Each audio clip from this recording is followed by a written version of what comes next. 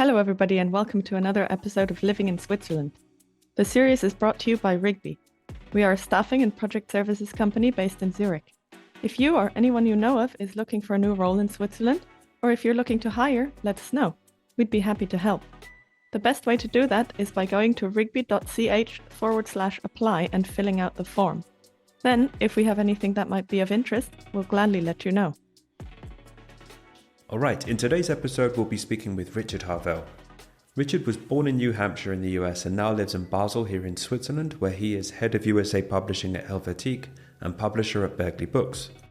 In addition to being a publisher, Richard is a best-selling author in his own right, with work translated into 15 plus languages.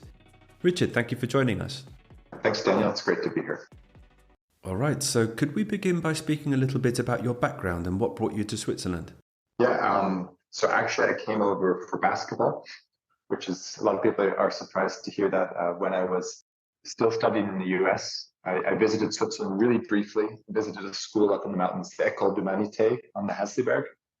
And I was just there for a few days, and then I left and went back to the US. And then I got a call from the school director a few days later saying that they were desperately searching for a basketball coach. And he heard that I played basketball.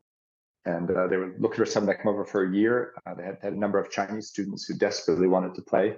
And so I came over and coached basketball, taught some US history.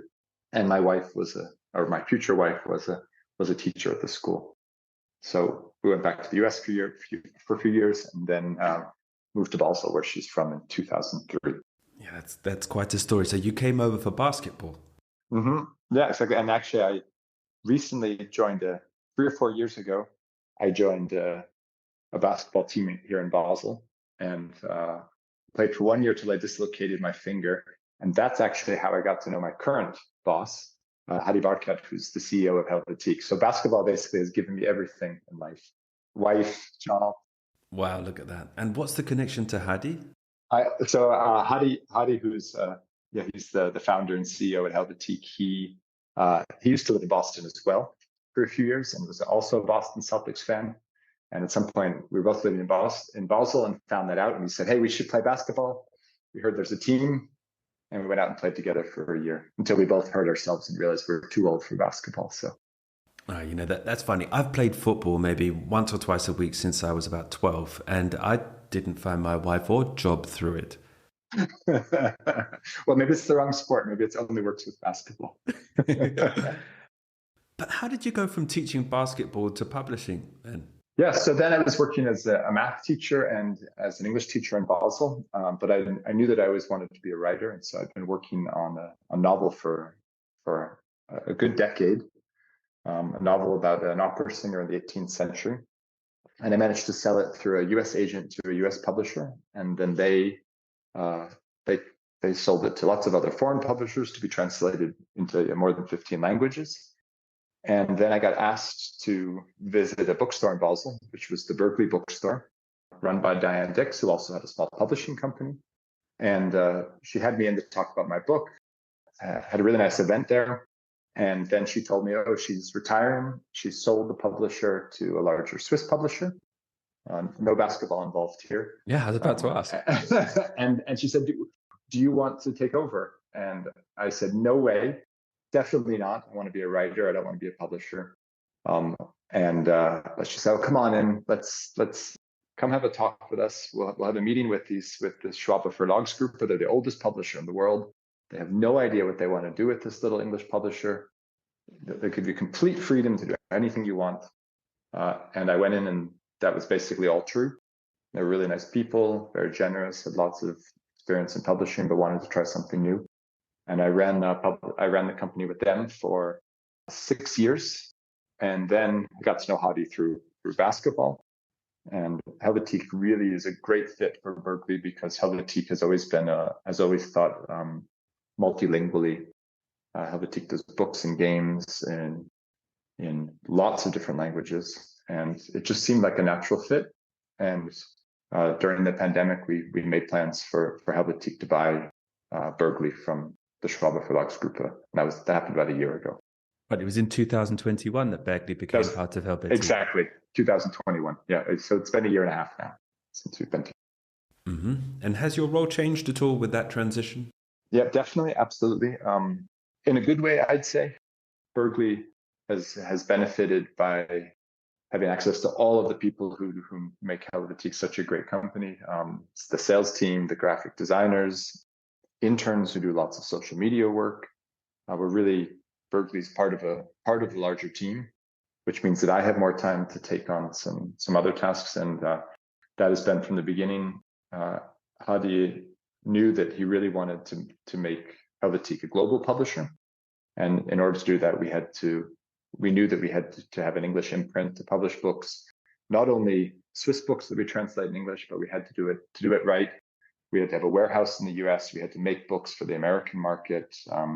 We had to sell them to English speakers directly. We had to compete on equal footing with English and UK publishers.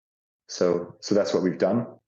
We've spent the last year making plans to open a US imprint, and we published our first book last month. Right. And something that's interesting about Helvetiq is that it's one of the only, if not the only, trilingual commercial publisher in the world, with the three languages being French, German, and English. Mm-hmm, Are there any exactly. advantages to publishing in English in particular that you found? Yeah, exactly. So I think that we're looking for any other trilingual commercial publishers. We haven't found one. If any of you are listening out there right now, and you know of a trilingual commercial publisher, we'd love to know about that. We know there's lots of publishers that publish books in multiple languages. You know, there may be an academic publisher and they do lots of different translations, or a tourist publisher and they publish, you know, their book in 10 languages. But what Helvetiq does is really we choose projects that we really believe in, and we think about them from the very beginning. How are we going to do this in French? How are we going to do this in German? How are we going to do this in English, all at the same time? So we really can plan that. It's a real advantage to think about that from the beginning. And then the advantage of having a book in English is that not only do you reach the largest book market in the world, which is English speakers, but also you can then, those books can then be attracted to other publishers, whether they're Polish publishers or Chinese publishers or Portuguese publishers, who then read our English versions and decide how we want to publish that in their language, which is what happened to my own novel. I had an American publisher, but then they managed to find 15 publishers around the world who wanted to translate it. Mm-hmm. And Helvetiq accepts direct submissions through its website, which I think is interesting. Mm-hmm. Yeah. Mm-hmm. And are there any particular types of book proposal that you're looking for or that you hope to see? Yeah. So exactly, we're very hands-on publisher. A lot of publishers expect an agent to be between the author and the publisher. You can really just email us an idea, and we take every idea seriously. Sometimes it takes us a while to get back to you. Sometimes we get back to you very quickly and tell you that no, it's not a great fit for us.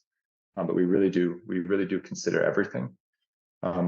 We publish first of all only nonfiction. So fiction, whether it's a novel or short stories, is not something we do. We sometimes publish children's fiction, which are real, especially if they're very traditional legends. We just published a book of a graphic novel about Basel with 4 legends in it. So we do a little bit of fiction that way, but generally our books are all nonfiction books. They're either anything from cookbooks to hiking guides. The beer hiking series is a best-selling series of ours, which is basically as simple as it sounds. It's hikes to breweries, great microbreweries all around the world.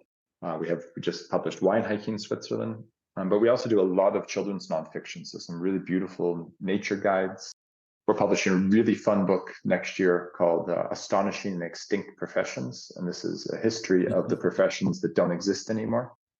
Anything from powder monkey to ice cutter to milkman to video store rental clerk to gladiator. Yeah. So I'm getting back to those. So first of all, if you want to submit something to us, it needs to fit into one of these categories, which if you look at our website, you can see exactly what kind of themes those are. But then also we're looking for somebody that stands out. We really need to fall in love with the book if we're gonna publish it. So it has to stand out. Either it has to be a theme that's done completely differently. You know, like our Arborama is a tree guidebook, but it's just so beautiful and it's about exploring trees around you. So it really got our attention.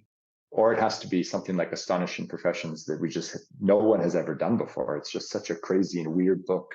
We're really excited. And beer hiking was the same.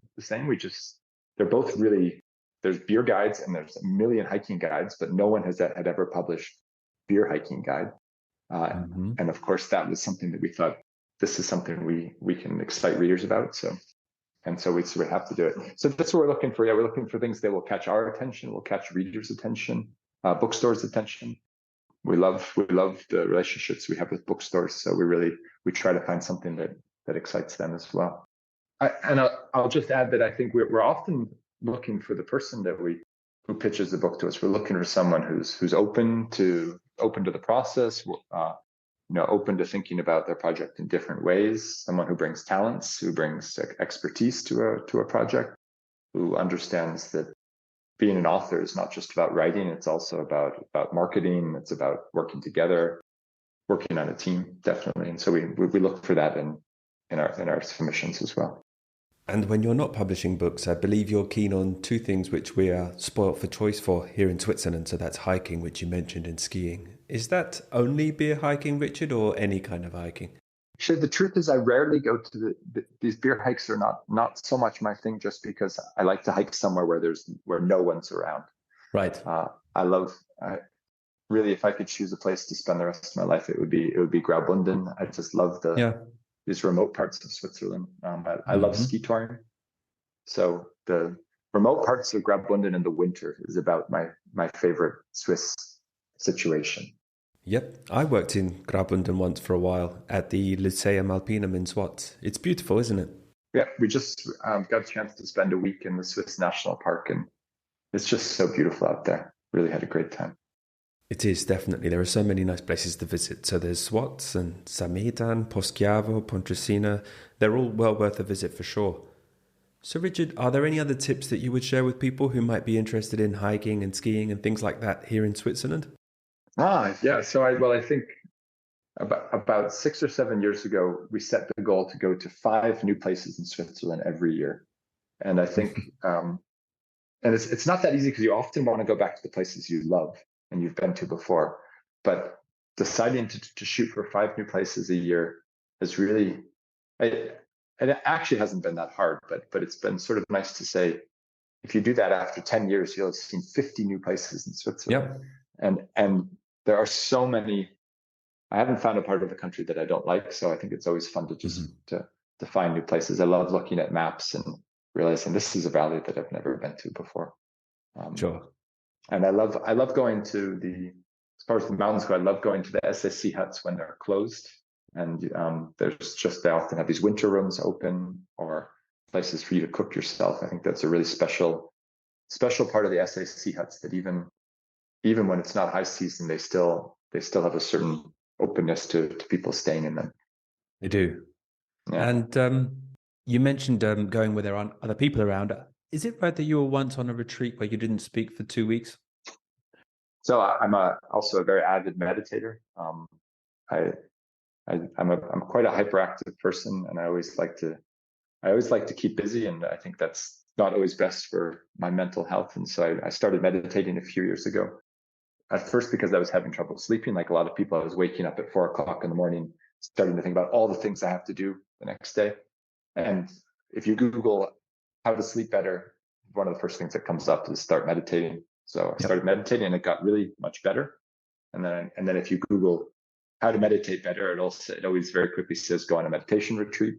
There's several wonderful centers in Switzerland, but there's one a Vipassana center on Mont Soleil in the Swiss Jura that offers these 10-day meditation retreats.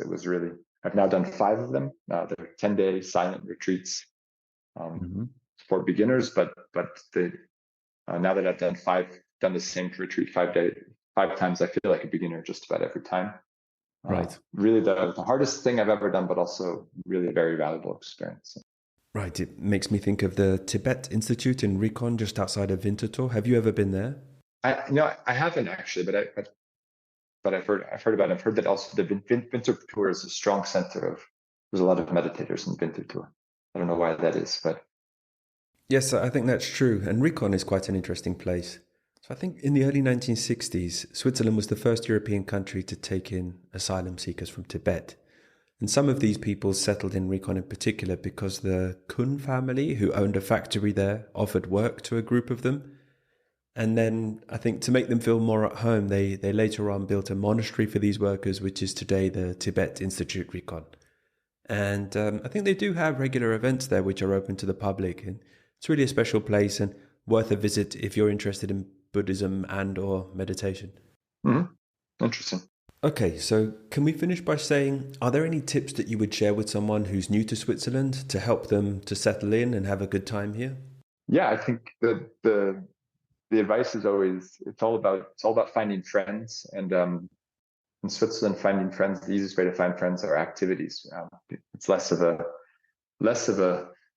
culture where you just stumble out and meet people, but the Swiss are such an active people, and such an active, whether it's hiking or skiing or climbing Basketball. or card playing or basketball. That's the way you get to know people here. So finding networks and communities of people, and then it's amazing how generous and welcoming the Swiss can be, and also all the foreign. I still call myself a foreigner, but I've been here for 20 years. But I still think people are very welcoming once you start doing something with them. Once you've established that connection. I would second that. All right, that'll do it. Thank you, Richard, for joining us. Great. Yeah. Okay. Yeah. Thanks a lot. It's been great being here. And thanks to you for listening. We'll include links in the show notes to our guest and to further materials about some of the topics that we've spoken about today.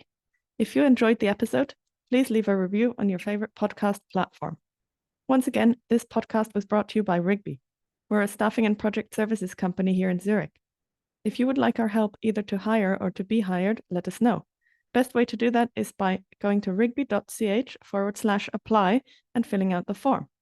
You can also sign up for our newsletter at rigby.ch/newsletter to receive our Living in Switzerland guide. We'll send you one email per month about expat-focused news and jobs in Switzerland. So thanks, and until the next time.